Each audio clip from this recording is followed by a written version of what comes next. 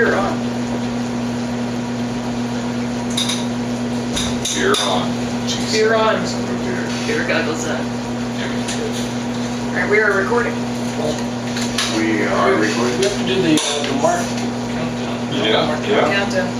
Countdown to beer. So, You don't need your voice to do it. It's all a hand signal. so it's 4. Cheers. Yay! Beer here. They're here. Beer here. Oh, we have to drink before we talk, huh? Yeah, of course. That's Of the course. Beer show. The Key West Beer Show, the sum of all beers. Welcome to Key West Beer Tales, the sum of all beers. I still don't have the name right. We had so many different names to learn. What did I call it Mark earlier? I was like, Beer Show USA. And And USA. yeah. So everybody about this far from the, like, Good. You just good? like the King's Speech. Except Dave. Dave's got it. Well, I'm talking into a shoe. Is it? Dave's got the working old soft on shoe. Does that mean you're a dancer? it? No. Oh, you're going out with a dancer tonight. He's got the shoe fetish. Shush. Huge. A deaf dancer. Shush. Shush. Hey, at any rate. He's got the shoe fetish. Welcome to Key West, everybody, and we hope that out there in Radio Land you are drinking a beer with us, because we're at the Pork and Stogie tonight, our wonderful sponsor, and it's currently, what time is it, everybody? It is 12:58 12:58 a.m. in the morning. Oh, geez, I'm late for the Never mind. Shoes. All right. The shoes. In any case, we're going to be tackling a subject today which you get a lot of beer snobs who say, oh, you don't know, but the thing is, there's not really that much information on what differentiates a lager from an ale, and nobody puts it out there for people to learn. You know, you have to go hunting for it if you have the inclination. So that's what we're going to be touching base on So today. what you're saying, it's lager season? It's wabbit season. Wabbit season? It's lager season. It's ale season. It's lager season. It's ale season. Lager season. It's beer season. Hunting for beer. Beer hunter. That's right. Beer hunter. Yeah, the beer hunter. That was for those who don't know, that was Michael Jackson, a gentleman who was English, not the dancer, singer. He was an English gentleman and the foremost authority on beer that ever existed. And if Yes. he wasn't Jewish, he would be a patron saint Dun, dun, dun. of beer. So- Wonderful beer. Wonderful. So, our first beer tonight is a lager. Lager. It's a lager. You sound like you're from New York. Yeah, I know, right? Lager. This is the Salzburg Stiegel Gold Brow Lager. So Stiegel is a pretty cool beer. It has a really great looking can, red and kind of cream colored. And where they're from? They're from Salzburg, Yeah. here in Austria. I first encountered this beer while after DJing with a friend of mine in Austria.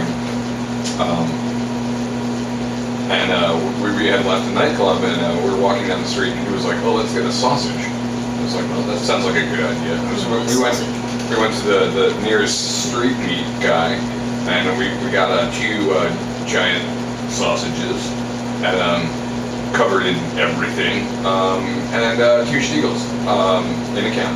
Oh yeah, I should tell you it was freezing cold out and snowing. Yes. And so we proceeded to make a mess of ourselves and then chase it all down with these 2 brilliant lagers. Stiegel. Was this in the Salzburg area? No, this is actually in Vienna. Oh, okay, on the other side. The other side, Because yes. Salzburg is right on the border of Germany. It's where the von Trapp family came from. Yeah, General Von Motors. Trapps.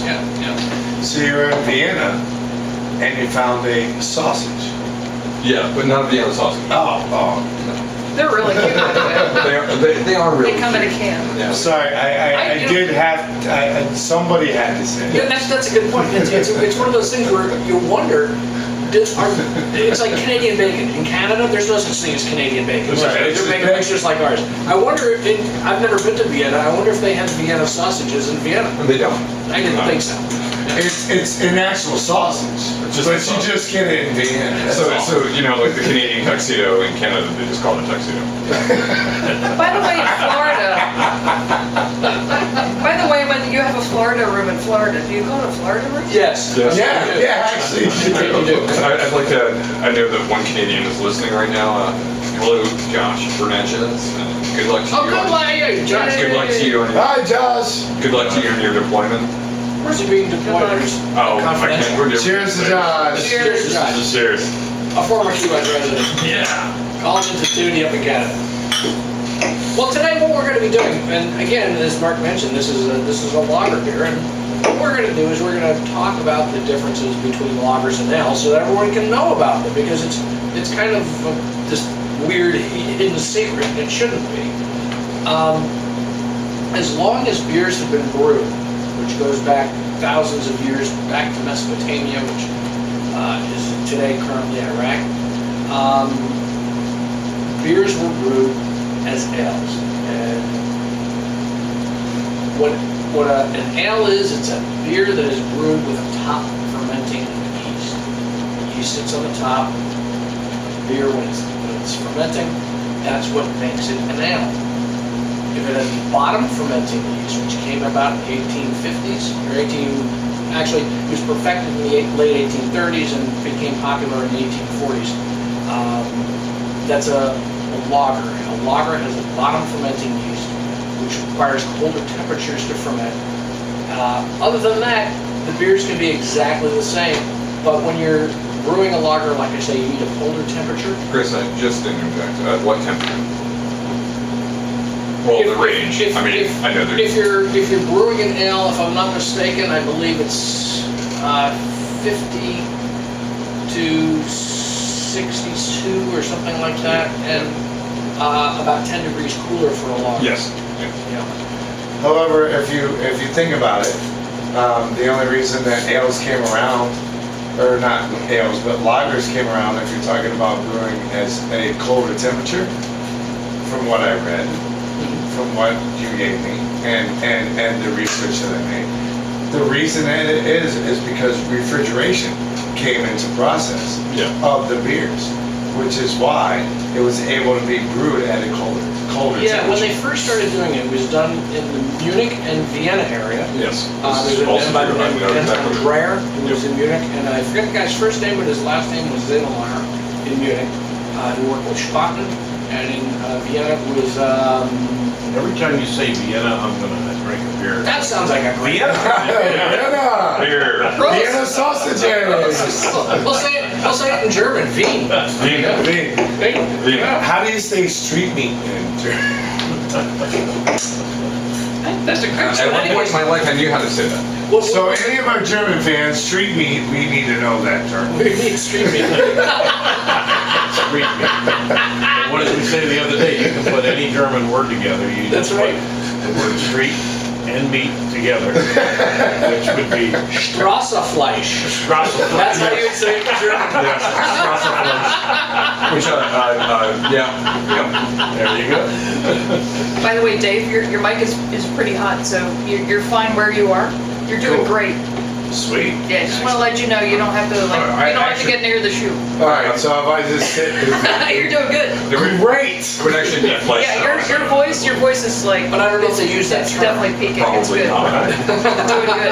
Shoe works.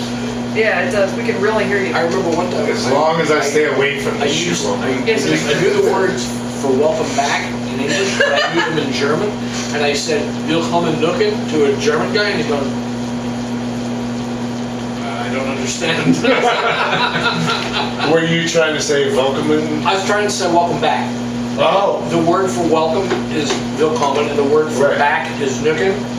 And they just, it's a phrase they don't use. It's not in that term. They have a different word for it. Right, you don't say it the same Yeah, way. so for those of you, that look you gave was discouraging. What was that look for our radio fans?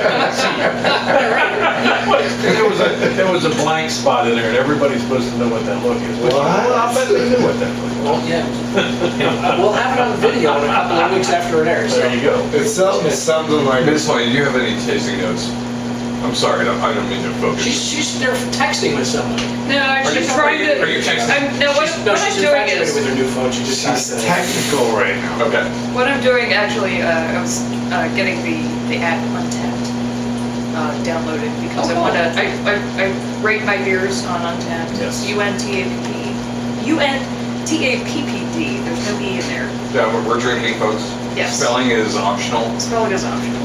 So, Oh, see, So you it's just just- called her it's a- out, and she's actually doing something It's for a the show. well, no, actually, I job. was also screwing around with it, missing something. But at the same time, no, I downloaded the app and I wanted to put in the beer that I was having today, and it's a cool app. You can drink socially with your friends from all over the place. I've actually It's had fun. a lot of people come in here and talk to me about that app. Yeah, And it's just they said you basically just plug in every beer you've had, and it hashtag tells beer you. app. Yeah. Hashtag beer app. And it tells you other beers to drink, et cetera, et cetera. See, I think that's one of the reasons why in all the previous shows we've had, I rate the brewery's website, because people are so tuned into the web, they're going to go to the brewery's website if they like it. And if the brewery has a blasé website, Take that, brewery. yeah, Yeah. so it means a lot. Yes. I've actually done some research on some of the beers that we've had in here, and I try to get on their websites, and Right. I try to make the menus in here. Some of the things that we've had, I'm not going to mention any certain particular names, but I've actually had to on our particular menu, which is beermenus.com.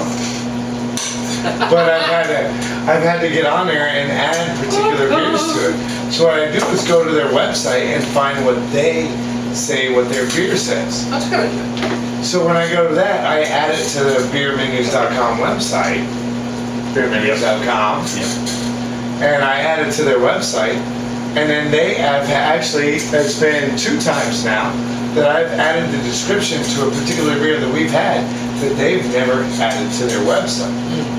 But the way I have added it is mostly off of what Danny was saying earlier, the beer sites she's been on, because their website have not been up to par Yeah. for their particular beer themselves. And I feel, like you were saying earlier, that this, if you're going to promote your beer, your website should be up to par. Website. Yeah, your website. It's all about marketing. Give me another beer. You're gonna. If it, It's- well, if you're gonna talk I'll tell you what, marketing. if it's not up to par, it's a website. That's true. So you asked me about tasting notes on this beer. I did. Yeah. It has a very. The nose on it is very. Kind of like a very clean. How should I say this? It's like a very like a metallic pot. Like it's a very clean, Like a metallic crisp, like a pot.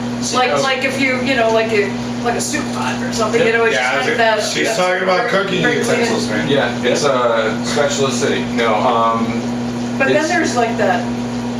something on What top you're of talking there. about, you're talking about the malt scent, Yeah. the grain actually, and yes, it does have a metallic tinge to it. But then it has kind of like. As soon as you sip it, it's almost like a honey kind of thing that kind of coats the tongue, and then it gets to the back, and then the bitter comes up. Bitterness. So yeast, and then Yeah. yeah. And then it lingers on the tongue, and it sits there, and it has a long lasting flavor. Yes. It's really nice. Yes, it's a very light but complex beer. I definitely would say that. Yes, and it's And easy I to should drink. say, it's very easy to drink. It's very drinkable beer. It was refreshing even in the freezing cold of a winter. Night.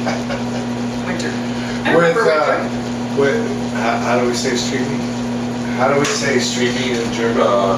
Strassefleisch. Schwarzwald.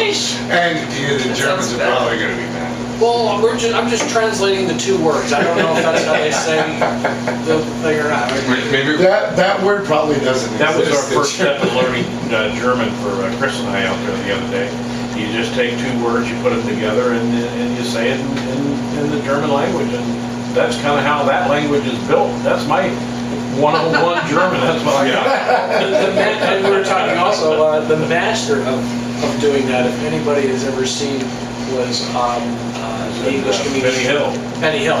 If you've ever seen him do the German stuff, you're falling off the chair laughing, because it's all in German, but you understand every word of it, because he's using words that either he's making up to sound German, or they are German, and they're just sounding so silly the way he does Well, it. I went to Google, I typed in German translation for street meat, I got Strassenfleisch. Yeah. I finally shot some flies. So that's what they say. Well, I still don't think it might be grammatically incorrect. I don't think so. But, you know. They probably, you know, I'm sure. So if we go down the street to the guys down there on Duval Street and we say Strassenfleisch, Well, well, the one guy is Czech, and the other guy is, doesn't matter. I think he's Uzbeki. But, He's gonna give you some street meat on his mind. he's gonna be like, what are you talking about? I'm gonna do We don't speak meat from German. the street. Meat from the street is Fleisch von der Straße. Fleisch von der Straße. See, now that seems more grammatically correct. That sounds. Okay, this Sounds is a lot not more US German. Tales. This is not QS German Tales. German for taco. But during for the taco. day, this beer would go fantastic with one of Rick's hot dogs. It certainly does. Absolutely. Absolutely. So the sausage that I had when I ate this was not that immensely indifferent than andouille, but it was spiced with rye, and I could not tell you what it's called, but it definitely had a caraway in it and rye, and it was very delicious. This was the sausage you had. Yeah, the sausage. Vienna! Drink, drink, everyone. I'm forcing you. I'm sure we said that correctly. Vin. So Dave, your impressions of this beer? Dave, Your first beer of the day, cold right right from the get-go, down this beer. It is so refreshing. I can't So tell you. refreshing. I can't tell you how many times Dave's like, oh, I don't know what to get. It's hot out. I'm like, boom, here, Stiegel, get out of here. And he's like, oh, this is perfect. And it's true. Yeah, I mean, and a you've lot had of people. Stiegel here for how long now? At least.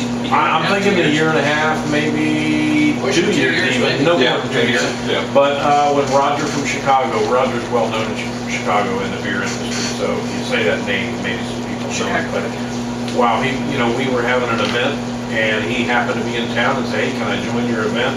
And Stiegel just blew everybody away. And I mean, we had the Yep. radler, we had the bottle, we had the can, and then just everybody loved it. We've carried it since.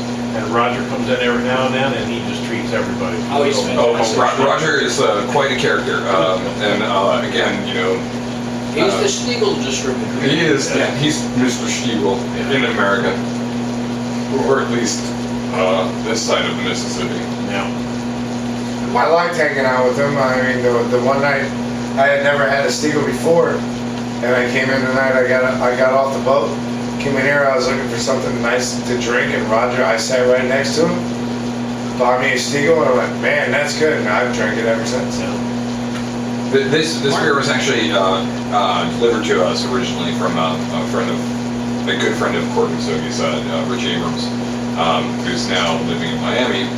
He works for a wonderful beer bar called Kush.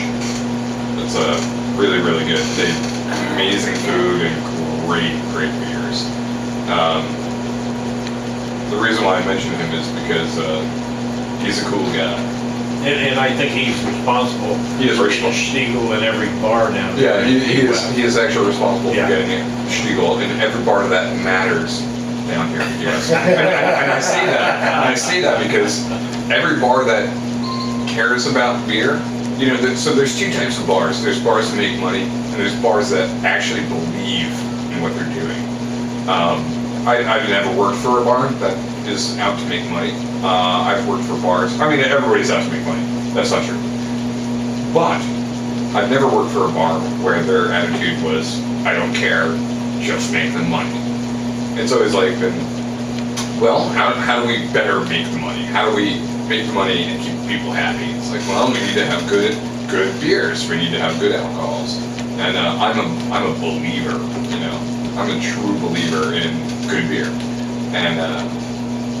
And all of the Yeah, here to that statement, yeah. Hey, on that statement, it's just a Literally, cheers on that cheers. statement. Yeah. Thank you. You know, and the whole thing is you know, all of the places that carry Stiegel, I can think of like probably 15 off the top of my head, are all places I would go and drink. But now the places that I can think of that don't have Stiegel are all places I wouldn't go and drink. I wouldn't even consider it. There's probably a parallel there. Yeah. You got a good point. So, you know, thanks to Rich for having a good eye for good taste for beer. Cheers, Rich. Rich Abrams. Cheers, Rich. Cheers. Cheers. And so, are we moving on to, are we Well, we moving gotta on go to finish the Dale? circle. Oh, we should move on to another beer. We have to get Dave's opinion on this, and then I'll give mine. Well, I mean, I honestly believe I gave my opinion earlier when you know, I got off the boat. I came in here and I did meet Rich, and I sat down next to the bar with him, and he said, and I saw all the people drinking in the Stiegel glass that we used to have here, but I kind of broke both of them. Oh, Yeah, that's where they went. Confessions good for the soul. Well, I didn't break them on Yeah, purpose, you know, we kept them cold, and I opened the door and they flew off the door when I opened them. It wasn't my fault. So I digress. Basically, I sat next to Rich. He bought me a Stiegel after I got off the boat. I worked 12 hours, a long day, of dealing with all kinds of stuff. I wanted a good, refreshing, new beer that I had never had before. And I had this, and when I had this, and I went, that is a great lager. Because we're going to get into lagers and ales. And I thought that is a great lager. And it was. And I'm going to go forward a little bit with this. When people come in and they order a Yingling from me, when I'm here at the Court Custody, and they come in and they say Yingling, I say, would you like to try a lager that is probably one of the traditional real style lagers? And no offense to Yingling, Yingling's a great brewery. However, if you want something that is a traditional lager, yeah. No offense to Yingling. Yingling is an American style lager, and it's a great lager. But when people want a lager and they go, let me get a lager, I throw them a Stiegel. Cool. And a Stiegel is what I consider a great beer. And I've served it to you, I've served it to everybody. I love Stiegel. I think it's a traditional, really great lager. Yeah, and my impression of this is, first of all, one of the differences that you have with a lager to an ale, you mentioned earlier about refrigeration. Well, back when they were developing lagers, when they were going through all the experimentation, they actually didn't have refrigerators. What they'd do is they would stick them in mountains over the summer. Caves and And stuff. in the caves, exactly. Thanks, Mark. And what the term lager, one of the things that they do with lagers as opposed to ales is you can literally, and they'll do this in England where ales are like the mainstay. I mean, they'll brew an ale today and they'll be serving it a week and a half from now. With a lager, what they have to do is, lager in German is a term meaning to store. And they'll have the beer storing and aging for about 3 months. So that's one of the differences. Another difference is that with ales, you're always, the filtration process after they're done, after they've added the yeast to it and then they filter the yeast out. With ales, sometimes they have some yeast in there, sometimes they don't, depending on the ale. But with lagers, the yeast is inevitably filtered out of the beer. And that's one of the reasons that they do it. And again, when they brewed it originally, the 3 places where they brewed it were Munich, Vienna, and Pilsen. Vienna! Yeah, there it is. I forgot we have to cheers. Where's the guy in? But and also in Pilsen, in the Czech, what today is the Czech Republic. Those are the 3 focal points where these beers were made. And one of the things, like particularly in the Czech Republic, was that they were tired of the beer coming out very cloudy because it had so much yeast in it. And with the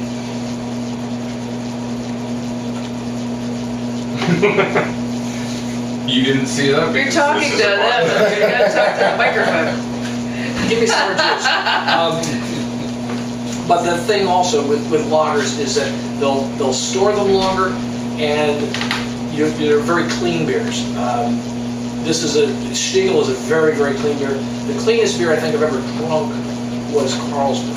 Yes. They have a just Tremendous. marvelous filtration, and they also have a type of yeast that they developed very early on in the lager history, which I'm going to get the name wrong, but I'm close.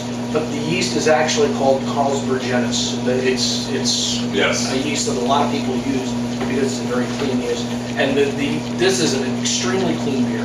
And one of the things, we're about to go into the ales, one of the things about a lager versus an ale is that, I mentioned Danny and Mark. Thank you.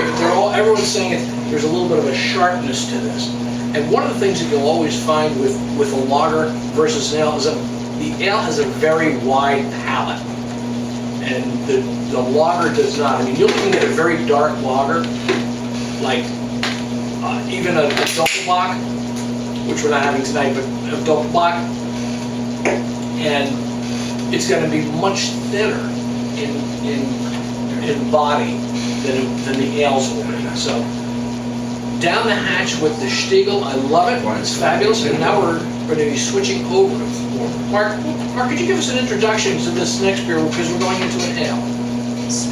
Danny says stop. We have Just stop for- 4 minutes, or literally less than 4 minutes left on the All right, camera. let's stop it because right now we're stopping. So maybe we Because, start. I'm sure Mark and I can both use a cigarette. She's got something going on over I gotta here. take this thing off my leg. Alright, I'm gonna pump down the cigarette in like 2 minutes. Next one. Alright. So the next one, this is the next one we're going into is the Florida Crackers Belgian style white ale. And then I figured this is really unique because it's bottle conditioned. Bottle condition, yeah. So it's fermented and yet still further fermented. Yeah. So it's Marvelous. Outstanding. I hope, I was trying to throw something in with the American ales with the Yingling, Uh-huh. because Yingling is an American style lager. Yeah. And I was trying to throw something in that way. But I hope I didn't like really discount No. Yingling. No, you didn't. Okay. You didn't. And And I'm gonna go ahead and turn this off so that we don't waste Turn it any off more. and then turn it It's on. 1 minute and 33 seconds